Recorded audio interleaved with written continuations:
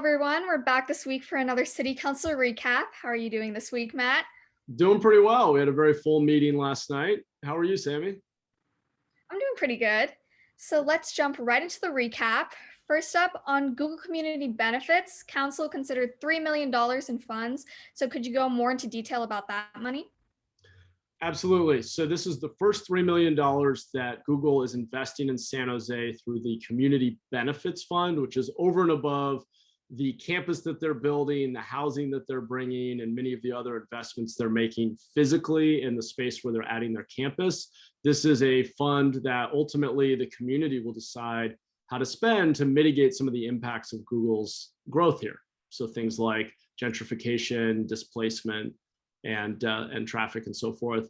We are giving guidance on the first 3 million. Eventually this fund will be overseen by community members, but on the first 3 million, we're focusing on debt relief for renters, which is a huge issue in our community. We still have thousands and thousands of people who owe back rent, which is bad for them, bad for the landlord. And we have to identify those individuals and forgive their debts through the money that's been made available by the state and federal governments. And now it's just an execution challenge. We've got to find those people and deploy the money. So we're going to be investing in outreach and support for those tenants. Some of the money will go to studying and potentially purchasing land for preservation of existing affordable housing in the neighborhood. So as Google grows around the Diridon Station area, property values will go up. And we just want to make sure that the most vulnerable existing residents in those neighborhoods, some of whom have been there for 20, 30 plus years, have an opportunity to stay there if possible. And that's probably not going to be true in every case, but the spirit of that is to preserve some of the affordable housing that's already in the neighborhood to reduce the impact on the community that's already there. And then finally, some funds will be going to capacity building for local nonprofits that would invest in economic development.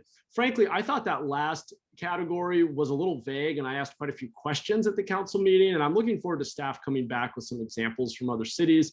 I felt like we were pretty high level about those investments, and I want to make sure that we're measuring success and showing taxpayers that this agreement we negotiated with Google is really going to actual tangible impact in the community. On homelessness and housing funding, it also looked like council approved money for a number of different organizations. So could you tell us more about that? Absolutely. And this was a larger pot of money, about $20 million, much of it from state sources. And the bottom line is we were essentially extending service contracts with a number of local service providers. So when we get people shelter or provide sanitation services, mobile showers, trash pickup, a lot of that is outsourced to third-party service providers. We're paying nonprofits typically to provide those services. And so this was primarily an extension of existing contracts. I asked questions about measuring impact and competitive bidding. And I think in an ideal world, anytime we're deploying money to provide a service and we're asking a third party to do it, we should be competitively bidding that out. We should say, here's what we want, here's how we measure success, and who can do it the most cost effectively and with high quality, of course. And we're, because of the nature of COVID, a lot of these contracts are existing and we're just extending them. But I did push on staff a bit and was told that in about a year's time, we anticipate having the capacity for staff to run proper competitive bidding processes for all of these grants. And I will say most of the nonprofits that are getting this funding are long-standing homeless service providers in the community who, as far as I can tell, do deliver services quite well. I think, my broader concern about the way that we're spending money to address homelessness is that we're spending a lot of it statewide, building brand new housing at a very high cost. Locally, it's about $700,000 a door, which means we can't help as many people. So I'm always looking for more cost-effective ways. The package of allocations that we approved yesterday were not for building a bunch of brand new housing. They were for much more cost-effective tools, such as getting people into shelters and providing basic sanitation and outreach for other services. On the topic of housing, council also voted on an affordable housing siting policy. So could you elaborate more on that? Sure. Yeah, that ended up being biggest item last night. I think that was about 2 hours of public comment and conversation. And so essentially, the city has had a policy since the last 80s, thanks to then council member Blanca Alvarado, for distributing or dispersing affordable housing across the city so that it doesn't get concentrated. Many of us are familiar with the the history in the primarily, I think, 60s and 70s of public housing being concentrated, forming low income enclaves, or what people would call the projects, frankly, in cities like Chicago and New York, where we just kind of concentrated poverty. And while government was providing housing, it was creating a lot of other problems. And so I think for a whole bunch of reasons, most of us agree that when we publicly subsidize affordable housing, we ought to try to distribute it and disperse it and give people access to different neighborhoods and different schools. And there's a social good in creating integrated mixed income neighborhoods. So this is a continuation of that work. The new framework that staff is proposing basically divides all of the neighborhoods in the city into three categories of level of resources, essentially.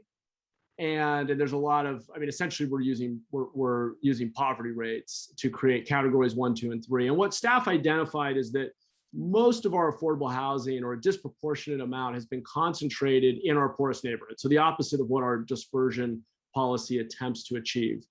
And while we have a majority of people living in category 1 and 2 neighborhoods, vast majority, and those are our higher resource neighborhoods, we have a majority of our affordable housing being built in our category 3 and category 2 neighborhoods at the other end of that spectrum. And so essentially we had a long conversation about that. When I look at a policy like this, where I agree with the intention, I also look at what the unintended consequences might be.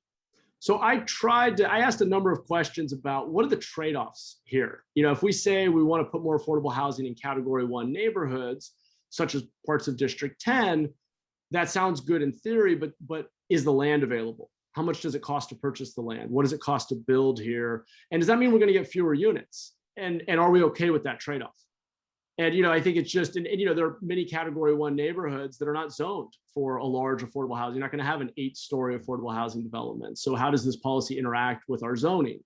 And so I think, being nuanced about what does it look like in practice? What are the implications? I also noticed that downtown is considered category 3 because there's a relatively higher crime rate downtown. But if you look at all the investment going into downtown and the fact that BART's coming there and a lot of jobs are coming there, I think you could reasonably argue that downtown is on its way to becoming a very resource-rich, vibrant neighborhood. And will we regret not building affordable housing in our urban core in 20 years? And so one of the sort of policy tweaks that we made yesterday in a memo that I was co-signer to, brought forward by the mayor's office, was to come back next June to get some early data on how this update to our affordable housing funding and siting policy is working. What are the unintended consequences? Are we able to find projects? Are they more expensive? Are we therefore getting fewer units? How is this working in practice? And so there's going to be a lot of checkpoints for us to review the policy, see how it's working, and make adjustments. But that was a long and interesting conversation. I would say all of us agreed with the goal of the dispersion policy, but there's also a reason that today we don't see affordable housing dispersed, and we need to understand why and figure out what the market dynamics are. So anyway, that was the conversation. We could, I'm sure, say more. Was there anything else at the meeting you thought was interesting or worth noting? That sums up all of the big items for me. Thank you for recapping all of them for us.